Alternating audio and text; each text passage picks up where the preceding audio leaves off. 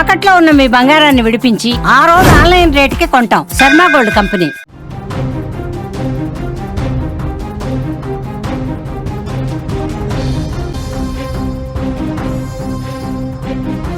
Breaking news చూస్తున్నాం. Trump Putin భేటీ ముగిసింది. Alaska వేదికగా 2.5 గంటల పాటు సమావేశం జరిగింది. ఎలాంటి ఒప్పందం లేకుండానే ఈ సమావేశం ముగిసింది. ట్రంప్ మాట వినలేదు పుతిన్. యుద్ధం ఆపేందుకు ఇంకా అంగీకారం తెలపలేదు పుతిన్. ట్రంప్ ముందు పలు డిమాండ్లు కూడా పెట్టిన సమాచారం ఉంది.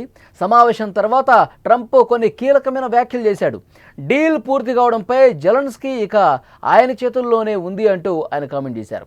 పుతిన్తో చర్చించే అంశాలను బయటకు చెప్పలేదు ట్రంప్. రష్యా చమురు సుంకాల మీద కూడా స్పందించారు డొనాల్డ్ ట్రంప్. సుంకాలపై పునరాలోచన చేస్తానని కూడా ఆయన వెల్లడించినటువంటి పరిస్థితి ఉంది.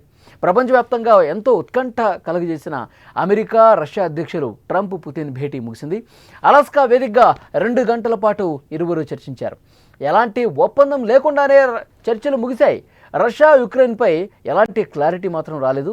యుద్ధం ముగించేందుకు పుతిన్ ఒప్పుకోనట్టుగా తెలుస్తోంది. యుద్ధం ఆపాలంటే కొన్ని కండిషన్లు పెట్టారని సమాచారం. వాటికి ఉక్రెయిన్ ఓకే చెబితే యుద్ధం ఆగుతుంది అంటూ ట్రంప్ చెప్పినట్టు తెలుస్తోంది. సమావేశం అనంతరం ట్రంప్ ఎలాంటి ప్రకటన చేయలేదు. బంతి ఉక్రెయిన్ అధ్యక్షుడు జెలెన్స్కీ చేతుల్లో ఉందని కామెంట్ చేశారు. చాలా విషయాలపై అంగీకారం కుదిరిందని, ఇంకా కొన్ని మిగిలే ఉన్నాయని, వాటిలో ఒకటి చాలా ముఖ్యమైనదని ట్రంప్ చెప్పారు. అయితే ఆ ముఖ్యమైనది ఏంటో అమెరికా అధ్యక్షుడు బయటపెట్టలేదు. త్వరలో జెలెన్స్కీ యూరోపియన్ నాయకులతో మాట్లాడతానని, వారికే నిర్ణయం వదిలేస్తానని తెలిపారు. వీలైనంత త్వరగా రష్యా అధ్యక్షుడిని మరోసారి కలుస్తానని ట్రంప్ వ్యాఖ్యానించారు. వచ్చే సమావేశం మాస్కోలో అని పుతిన్ దానికి జవాబిచ్చారు. సమావేశం అనంతరం పుతిన్ మాట్లాడుతూ యుద్ధాన్ని ఆపటానికి తాను సిద్ధంగా ఉన్నా, కానీ సంక్షోభానికి దారితీసిన ప్రధాన కారణాలు తొలగించాలి, అది రష్యాకు అవసరం అని చెప్పారు. యుద్ధం ఆగటానికి ట్రంప్తో సమావేశం తొలి అడుగు అని చెప్పారు. 2020 ఎన్నికల్లో తాను గెలిచి ఉంటే యుద్ధం మొదలై ఉండేది కాదని ట్రంప్ పదే పదే చెప్తున్న మాటలతో పుతిన్ ఏకీభవించినటువంటి పరిస్థితి ఉంది. ఇక పుతిన్తో భేటీ అనంతరం రష్యా చమురును కొనుగోలు చేస్తున్న దేశాలపై అదనపు సుంకాలపై ట్రంప్ వెనక్కి తగ్గారు. ఈ సుంకాలపై పునరాలోచన చేస్తానని వెల్లడించారు. దీనిపై ఇప్పుడే నిర్ణయం తీసుకోలేను, 2-3 వారాల్లో పునరాలోచన చేస్తాను అని చెప్పారు. రష్యా నుంచి చమురు కొనుగోలు చేస్తున్న కారణంతో ఇటీవల భారత్ మీద 50% సుంకాలు విధించినటువంటి ట్రంప్ ఆగస్టు 27 నుంచి అమల్లోకి వస్తున్న విషయం కూడా తెలిసిందే. అమెరికా వాణిజ్య మంత్రి స్కాట్ బెసెంట్ మాట్లాడుతూ పుతిన్తో భేటీ సాగకపోతే, పుతిన్తో జరిగిన భేటీ సఫలం కాకపోతే భారత్పై అదనపు సుంకాలు మరింత పెరుగుతాయని అతను హెచ్చరించాడు. ఉక్రెయిన్పై యుద్ధం ముగించకపోతే రష్యాపైన 100% సుంకాలు విధిస్తామని ట్రంప్ గతంలో ప్రకటించాడు. ఈ పరిణామాల నేపథ్యంలో పుతిన్తో భేటీ తర్వాత టారిఫ్పై అమెరికా అధ్యక్షుడు తాజాగా చేసిన ఈ వ్యాఖ్యలు చర్చనీయాంశమయ్యాయి. రష్యాతో పాటు మాస్కో చమురు కొంటున్నటువంటి దేశాల మీద కూడా సుంకాలు ఉండకపోవచ్చని ట్రంప్ తన వ్యాఖ్యలతో చెప్పకనే చెప్పాడు. ట్రంప్ ఏ క్షణం అసలు ఏ విధంగా మాట్లాడతాడు, ట్రంప్ ఏ విధంగా వ్యవహరిస్తాడు, ట్రంప్ ప్రవర్తన ఏ రోజు ఏ విధంగా ఉంటుందో చెప్పడం కష్టమే. మరి ముందు ఈ పరిణామాలు ఏ విధంగా ఉంటాయో చూడాలి. పుతిన్తో భేటీ ఎలాంటి మార్పులు తీసుకొస్తుంది, పుతిన్ కండిషన్లకు జెలెన్స్కీ ఒప్పుకుంటారా, పుతిన్తో భేటీ తర్వాత భారత్పై ట్రంప్ వెనక తగ్గుతాడా లేదా, ఇవన్నీ కూడా ఆసక్తికరమైన విషయాలే, ఎంతో ఉత్కంఠ రాజేసినటువంటి విషయాలే. పుతిన్ నెక్స్ట్ భేటీ మాస్కోలో ఉంటుందని చెప్పారు. అంటే రష్యా రాజధాని మాస్కోలో నెక్స్ట్ మీటింగ్ జరగబోతుందని చెప్పారు. ఇప్పుడు ట్రంప్ చెప్పిన దాని ప్రకారం అంటే నిర్మాణాత్మకమైనటువంటి చర్చలు ఈ భేటీలు జరిగాయి. అయితే ఒప్పందం గురించి ఏ విధమైనటువంటి ఫైనల్ డెసిషన్ ఇంకా జరగలేదు.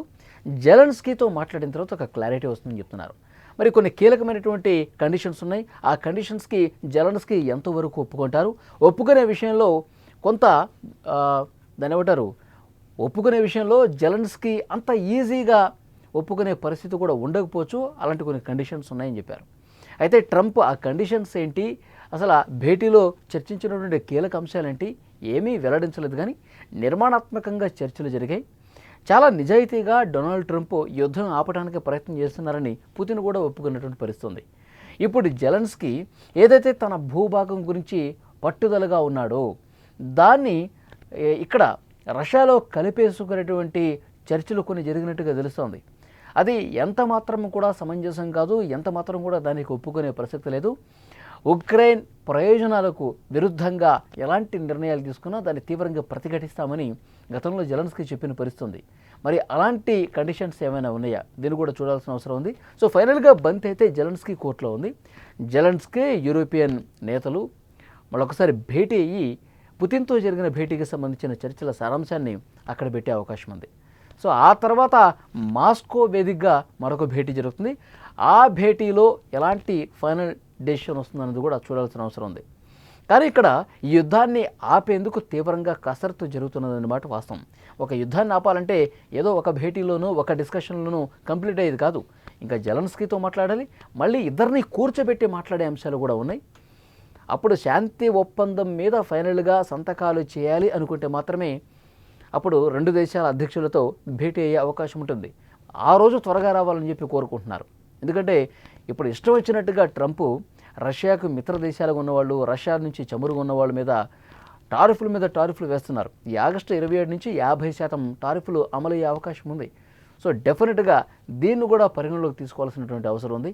భారత్ కూడా ఎంత త్వరగా ఈ ఒప్పందం కుదిరి, ఈ రెండు దేశాల మధ్య సయోధ్య కుదిరి ఈ యుద్ధానికి ముగింపు పలిగితే బాగుండని చెప్పి కోరుకున్న దేశాల్లో భారత్ కూడా ప్రథమ స్థానంలో ఉంది. సో డెఫినెట్గా ఆ విధమైనటువంటి పరిణామాలు జరగాలి. ఈ భేటీ మీద జెలెన్స్కీ ఏ విధంగా రియాక్ట్ అవుతారు, ఆయన ఈరోజు ఏదో ఒకటి మాట్లాడే అవకాశం కనిపిస్తుంది. ఈ భేటీకి సంబంధించి ఆయన ఏం మాట్లాడతారు అన్నది కూడా చూడాలి. చాలా అంటే చాలా త్వరగా ఈ యుద్ధానికి ముగింపు పలకాలని చెప్పి ప్రపంచ దేశాలన్నీ కూడా కోరుకుంటున్న నేపథ్యంలో ఒక అడుగు పడింది, కేవలం ఒక అడుగు ముందుకు పడింది. ఇంకా వరుస భేటీలు జరిగి సాధ్యమైనంత త్వరగా ఒక నెల రోజుల వ్యవధిలోనే దీనికి ఎండ్ కార్డ్ పడాలని కోరుకుంటున్నారు. ఆ విధంగా జరగాలని మనం కూడా కోరుకుందాం. Productive meeting. There were many points that we agreed on. Most of them, I would say, a couple of big ones that we haven't quite gotten there, but we've made some headway. So there's no deal until there's a deal. I will call up NATO in a little while. I will call up the various people that I think are appropriate, and I'll of course call up President Zelensky and tell him about today's meeting. It's ultimately up to them. They're going to have to agree with. Thank you very much, Vladimir. Next time in Moscow. Oh, that's an interesting one. I don't know. I'll get a little heat on that one, but I could see it possibly happening. Thank you very much, Vladimir. And thank you all. Thank you. Thank you. Thank you so much.